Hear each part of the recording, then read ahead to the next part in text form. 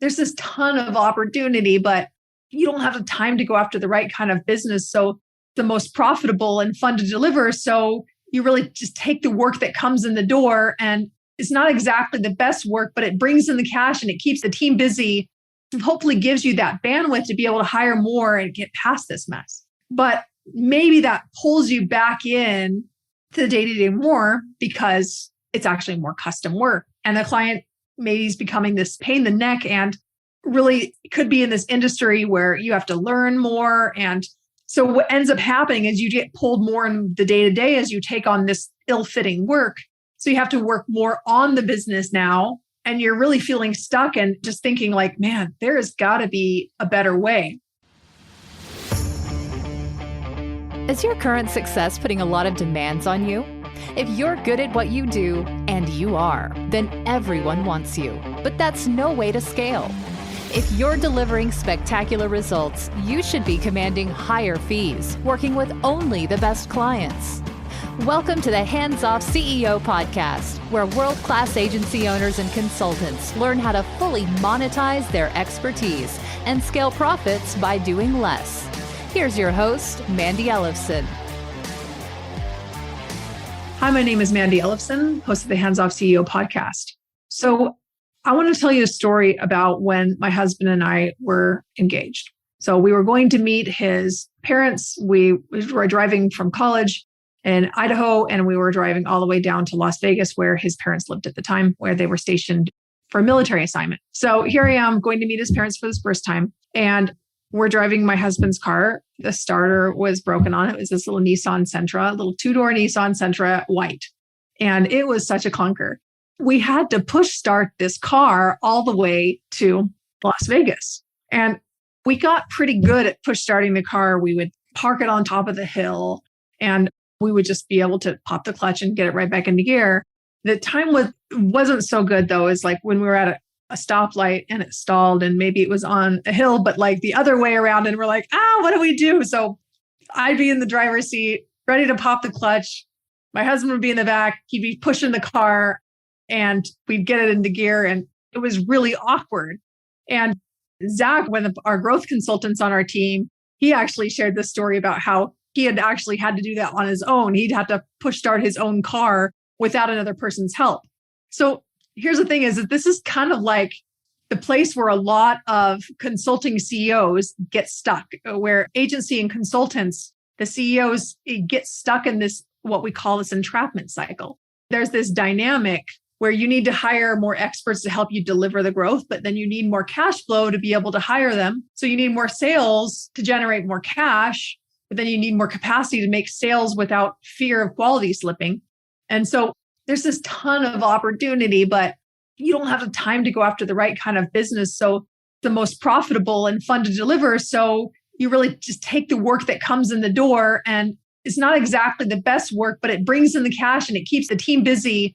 And hopefully gives you that bandwidth to be able to hire more and get past this mess. But maybe that pulls you back in to the day-to-day more because it's actually more custom work. And the client maybe is becoming this pain in the neck and really could be in this industry where you have to learn more. And so what ends up happening is you get pulled more in the day-to-day as you take on this ill-fitting work. So you have to work more on the business now. And you're really feeling stuck and just thinking like, man, there has got to be a better way. So we have this whole cycle that we go through and show kind of what's going on this in our executive briefings. And I can tell you a little more about them if you want to come to one of them at some point. Take that last Pete out if you want to come to. So in our executive briefing, we have this entrapment cycle that it kind of explains what's actually going on here that keeps the CEO stuck in there. And it's very much like trying to pop the clutch and get the car started, and kind of running back and forth between pushing the car and jumping in to pop the clutch. And it's an exhausting process where you have to do a lot of it, but you have to actually stop the car to be able to go get the starter in place to be able to fix this whole thing. And so that's part of the problem, is that to really fix the problem, you might have to stop it for a minute to be able to actually fix it. And then the car will actually run really well on its own. You don't have to start, stop, where you have to be the one actually pushing that and making that happen. So this cycle is just so challenging. And really the impact of this is that it turns your business into a time for money model. So even though you have a team even though you have obligations of managing a team, of leading a team, of meeting payroll, you have all these responsibilities, but still you're stuck in this time for money model where the only way that you can make more money is to work more hours. So if you stop working hours, say you want to take a vacation, what happens? Your company, it stops making money without you being there. And that's okay if it's a week or two, but what if it's 4 weeks? What if it's a couple months? What if there was a reason why you actually had to be gone? What would be left of your business if you were gone for 2 months? So those are some things to think about, because it's not just about growth, but it's also like, how sustainable is this long term? And if you're taking actions that aren't sustainable, how long can you continue operating that way before you hit a wall and you can no longer do it? So I wanted to share today with you some things that you can do, what you need to have in place for an effective scale strategy. And then in a later podcast episode, we'll actually be talking about into more detail around what those things look like. So here's the 4 things that you need to actually successfully scale and be able to remove yourself from this entrapment cycle so that you can really be driving off into the sunset and create whatever level of growth you want. So first of all, you need to have the cash to scale. The cash to scale, that's going to be able to get you from this push starting your car. So to be able to have the cash to scale, you need to have an ability to price your services based on value versus just marking up hours. So a lot of consultants, a lot of agencies will look around and say, well, you know what, this is kind of the general amount that agencies can go for. So we're going to charge that. Maybe we're going to go on the high end of that, but they're stuck in this paradigm where they're still at this time for money model, because if you're charging based on marked up hours, guess whose hours your clients want? It's you. Yeah, they're going to want you as the CEO because you're the most valuable.